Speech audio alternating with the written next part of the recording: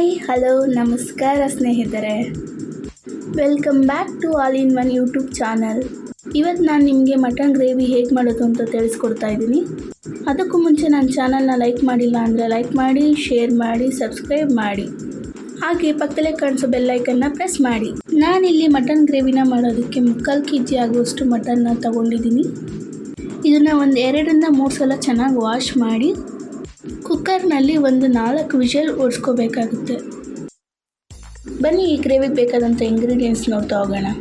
Cut ಮಾಡಿ ಇಟ್ಕೊಂಡಂಥ ಕಾಯಿ, ಕೊತ್ತಂಬರಿ ಸೊಪ್ಪು, 2 ಚಕ್ಕೆ, 2-3 ಲವಂಗ, ಮತ್ತು ಒಂದು ದೊಡ್ಡ ಸೈಜು 2 ಈರುಳ್ಳಿ, ಮತ್ತು 2 ಹಸಿಮೆಣಸಿನ್ಕಾಯಿ ಟೇಸ್ಟ್ಗೆ, ಮತ್ತು ಒಂದು ಟೊಮೊಟೊ, ಒಂದು ಸ್ವಲ್ಪ ಗಸಗಸೆ, ಮತ್ತು ಶುಂಠಿ ಬೆಳ್ಳುಳ್ಳಿ ಪೇಸ್ಟ್. ನಾನಿಲ್ಲಿ ತೇಜು ಅವರ ಶುಂಠಿ ಬೆಳ್ಳುಳ್ಳಿ ಪೇಸ್ಟ್ನ ಯೂಸ್ ಮಾಡ್ತಾ ಇದ್ದೀನಿ.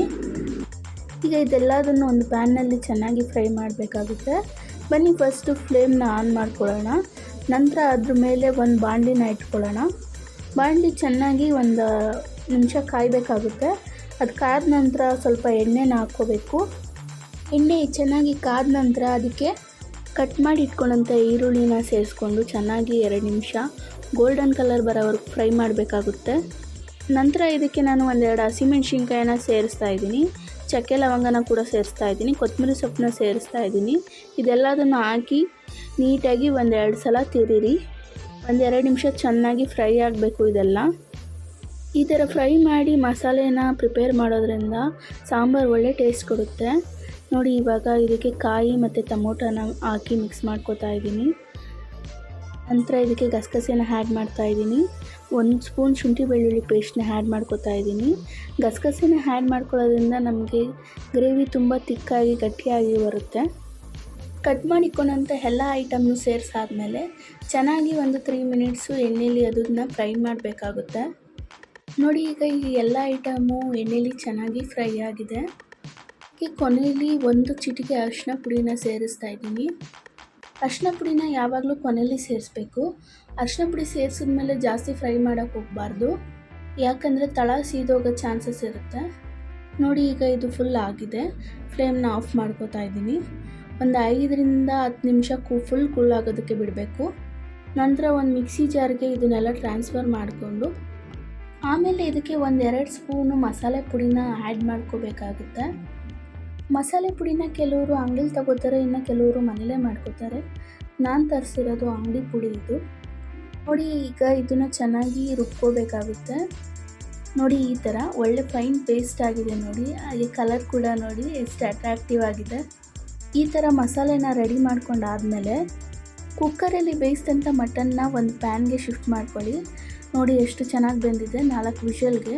ಎಳೆ ಮಟನ್ಗಳಾದರೆ ಬೇಗ ಬೇಯುತ್ತೆ. ನಂತರ ಇದಕ್ಕೆ 1-2 ಸ್ಪೂನ್ ಆಗುವಷ್ಟು ಆಯಿಲ್ನ ಸೇರಿಸ್ಕೋಬೇಕಾಗುತ್ತೆ. ನಂತರ ಸ್ವಲ್ಪ ಉಪ್ಪನ್ನು ಕೂಡ ಸೇರಿಸ್ಕೋಬೇಕು.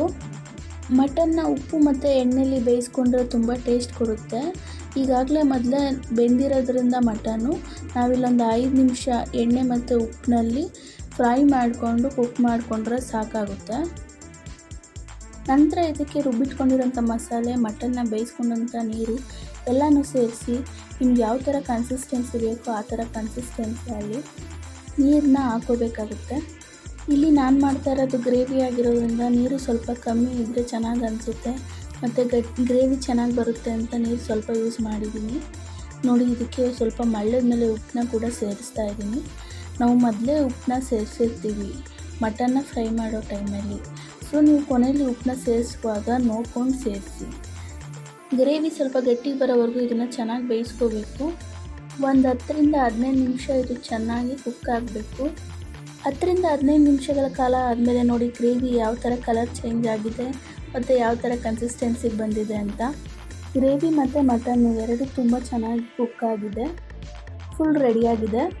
ಸ್ಟವ್ ಫ್ಲೇಮ್ನ ಆಫ್ ಮಾಡಿ ಒಂದು ಸರ್ವಿಂಗ್ ಬೌಲ್ಗೆ ಸರ್ವ್ ಮಾಡಿದ್ರೆ ಮಟನ್ ಗ್ರೇವಿ ರೆಡಿ. ಇದನ್ನು ಮುದ್ದೆ ಜೊತೆ, ಅನ್ನದ ಜೊತೆ, ಚಪಾತಿ ಜೊತೆ ತಿನ್ಬೋದು. ತುಂಬ ಚೆನ್ನಾಗಿರುತ್ತೆ. Thank you for watching my channel.